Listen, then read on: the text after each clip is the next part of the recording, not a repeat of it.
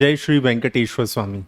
चलिए आज हम बात करेंगे कि अगर किसी जातक की कुंडली में मरकुरी, मून और विनस यानी कि बुध, चंद्र और शुक्र ये किसी भी भाव में अगर युति बनाते हैं तो उसका उस जातक के ऊपर किस प्रकार का प्रभाव पड़ता है।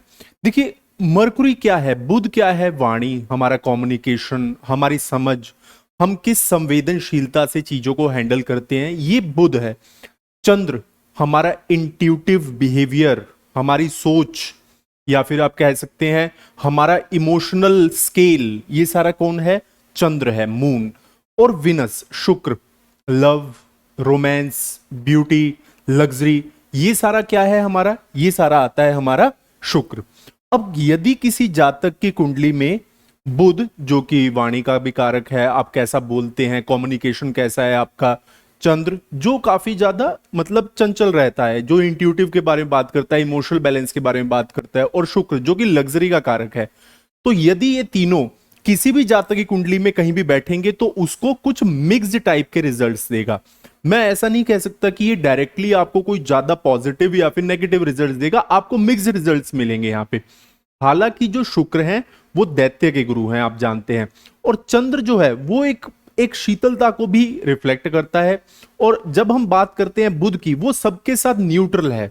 तो बुध की सबसे बड़ी बात यह है कि उसके ज्यादा दुश्मन नहीं है प्लैनेट्स में, तो वो जिसके साथ रहता है उसको अपना बल प्रोवाइड करता है। लेक्चर स्टार्ट करने से पहले मैं अपने गुरुदेव जी को प्रणाम करता हूं, श्री बाबा नीम करोली जी महाराज, जिनकी कृपा आप पर और आपके परिवार पर और मुझ पर भी हमेशा बनी रहे। चलिए आगे हम समझते हैं। अगर आपको हमारे से कोई भी एस्ट्रोलॉजिकल कंसल्टेशन चाहिए तो आप हमें व्हाट्सएप कर सकते हैं या फिर आप जीमेल भी कर सकते हैं हमें।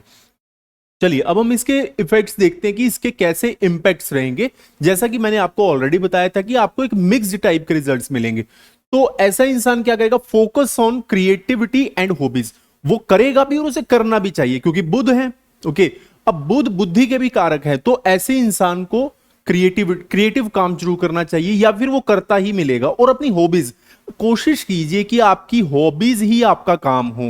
ये मैं बहुत बड़ी बात बता रहा हूं आपको कि आपकी हॉबीज ही आपका काम हो, आपको बहुत अच्छी सफलता मिलेगी अगर ये तीनों ग्रहों की युति आपके किसी भी भाव में बन रही है।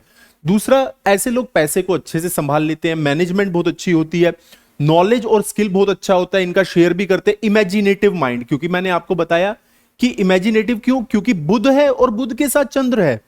तो जो इमेजिनेशन है, उस इमेजिनेशन और इंट्यूशन में चंद्र का काफी बड़ा रोल होता है।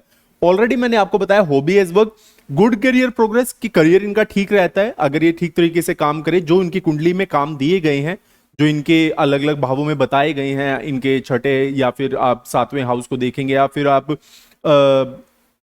10वें हाउस को देखेंगे, तो उसके अकॉर्डिंग जो भी इनका काम बन रहा है अकॉर्डिंग टू वैदिक एस्ट्रोलॉजी, वो इनको फॉलो करना चाहिए। काम से अच्छे खुश रहते हैं अपने जो भी ये काम करते हैं ये व्यक्ति। और रिच, मतलब ज्यादातर पाया गया कि जिनके ये युति है तो वो रिच भी हैं काफी, और इनके पास ना हर रोज नए नए आइडियाज आते रहते हैं पैसे कमाने के। बट अगर हम कहें कि क्या ये लोग अनकन्वेंशनल तरीके से पैसा कमा सकते हैं, इसके लिए आपको अपने राहु की और केतु की प्लेसमेंट जरूर देखनी होगी। तो मेरा ये सजेशन जरूर है कि अगर किसी जातक की कुंडली में ये तीनों ग्रहों की युति बन रही है तो एक बार आप अपनी कुंडली का परामर्श किसी अच्छे एस्ट्रोलॉजर से आप हमारे से कराइए या फिर किसी आप ज्ञानी एस्ट्रोलॉजर से करवाइए जो आपको बता सके कि आपके राहु और केतु की प्लेसमेंट क्या ऐसी है कि आप अनकन्वेंशनल तरीके से या फिर बिटकॉइन, क्रिप्टो करेंसी, इन तरीके से आप पैसे कमा सकते हैं, नहीं है ना।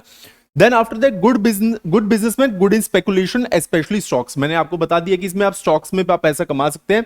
After marriage good financial success, ये बोला गया है क्योंकि यहां पे बहुत डीप टॉपिक है वैसे ये कि तीनों ग्रहों की युति है, और इसके बाद जब इनकी मैरिज होगी ऐसे जातक की तो उसके बाद उनके पास अच्छा खासा जो धन का भाव है उनका अच्छा खासा बन जाएगा और उनको किसी भी प्रकार की प्रॉब्लम नहीं आएगी।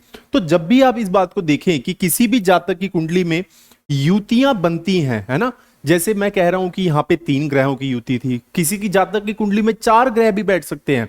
और कई कई जातक, मेरे पास बहुत बहुत सारे क्लाइंट्स हैं जिनके कम से कम 4 प्लैनेट्स नॉर्मल बैठे हुए हैं। बट मेरे पास कुछ ऐसे क्लाइंट्स भी हैं कि जिनके एक ही भाव में 5 प्लैनेट्स बैठे हैं, जिसको हम बोलते हैं पंचायत। तो ऐसे जातक की कैसी प्रिडिक्शंस होंगी कि जहां पे पांचों प्लेनेट एक ही भाव में आके बैठ गए। बहुत इंटरेस्टिंग लाइफ होती है ऐसे जातकों की। तो ऐसे ही रोचक और दिलचस्प वीडियो अगर आपको जानने हैं तो हमारे चैनल को आप लाइक कीजिए, हमारे वीडियो को लाइक कीजिए, चैनल को सब्सक्राइब कीजिए और हमें ज्यादा से ज्यादा सपोर्ट दीजिए।